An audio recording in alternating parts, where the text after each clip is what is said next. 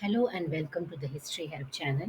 Today we are looking into history of Mysore Kingdom, where we are talking about the early Wodeyars. In our previous slideshow, we talked about what are the theories regarding how Wodeyar Kingdom had started. In this section, we will look into the early Wodeyars. So, the Wodeyar dynasty started in 1399, and there were more or less 25 Wodeyar kings up till the time of India's independence, and even after that. But today, what we are talking about is only till 1578 period, from 1399 to 1578, which we call as the early warriors. These are known as early warriors because Mysore by then was still not very prominent or significant. So these early warriors just laid a foundation uh, for the later warrior kings to take control. So we will talk about the early warriors today. So who are all the early warrior kings? First is Yaduraya, who actually founded the Mysore kingdom in 1399. Next is his son Hiriya Bettada Chamaraja Wadiyar. One of the things you have to note in the Mysore names is Wodeyar names is generally it would be the sons would be named 1, 2, and 3. For example, here you have Chamaraja Wodeyar. So you also have kings like Chamraja Wodeyar 2, Chamraj Wodeyar 3. So such names are common in the Wodeyar lineage. So we have successor of Yaduraya was Hiriya. Hiriya in local language Kannada means the eldest. So Hiriya Bettada Chamraja Wodeyar. Next we will learn about Timaraja Wodeyar the one. Next we have Chamaraja Rasa Wodeyar. Then you have Hiriya Bettada Chamaraja Wodeyar the three. Timaraja Wodeyar two. So you already had one. Here you have two. Then you have Boda Chamaraja Wadiyar, again the name Chamaraja Wadiyar. And finally, we will be talking about Betta the Devaraja Wadiyar. So these are the eight kings which we will be talking today shortly. So what did these early Wadiyars do?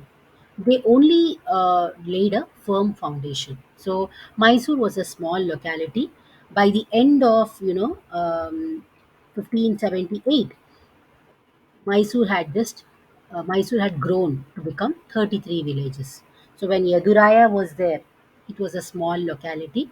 Slowly, with those eight Wodeyar kings, early Wodeyar kings, Mysore slowly grew into 33 villages. But still, it was not very important because the Mysore back then or the early Wodeyars were still minor chieftains or minor leaders who were reporting to the powerful Vijayanagara kingdom, which was in Hampi. So let's talk about the each of the kings. So Yaduraya was the founder. So we know Yaduraya came from Dwaraka, and he married the Mysore Wodeyar's daughter, and he laid the foundation of Wodeyar dynasty in 1399. So he was said to have been born in 1371 AD. He ruled Mysore and the nearby locality called Hadadana.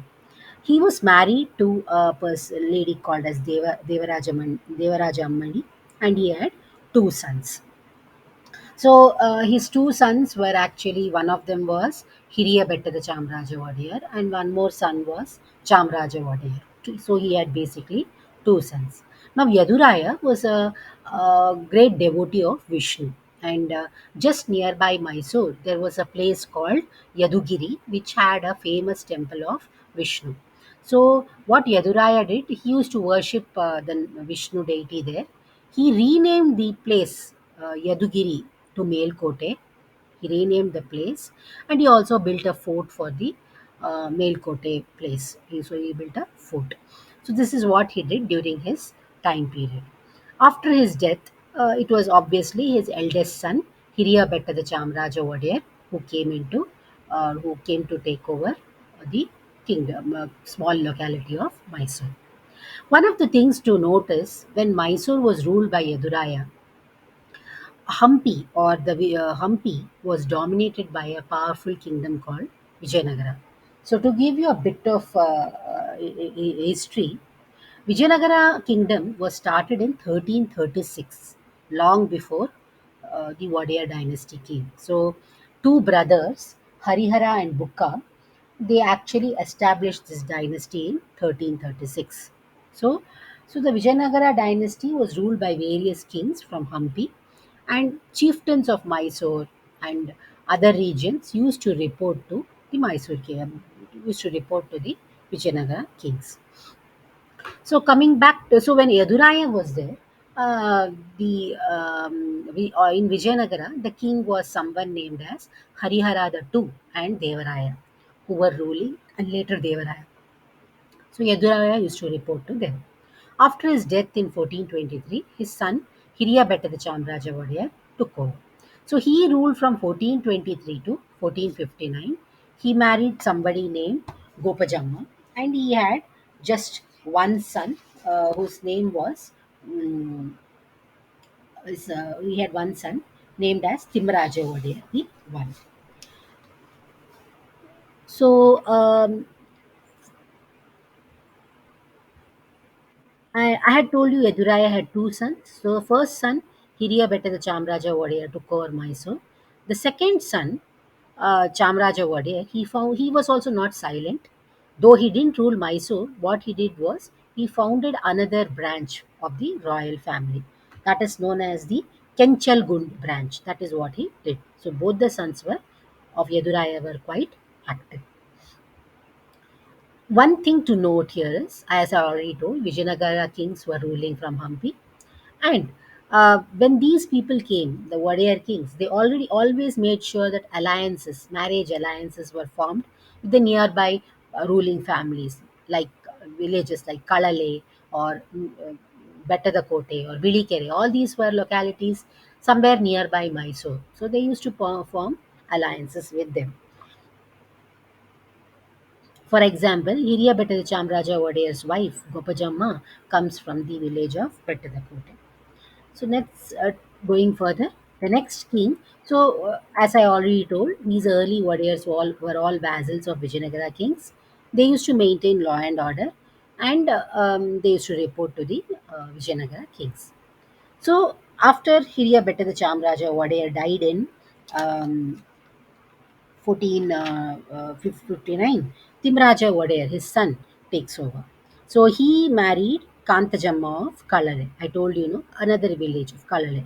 So from here, Kalale was very powerful. It became powerful once they started having relationship with Mysore. So so Timaraja Wadeyar, by marrying Kantajamma, slightly became more powerful. So he had one son, and his name was Hiriyabetta the Chamraja Wadeyar the two.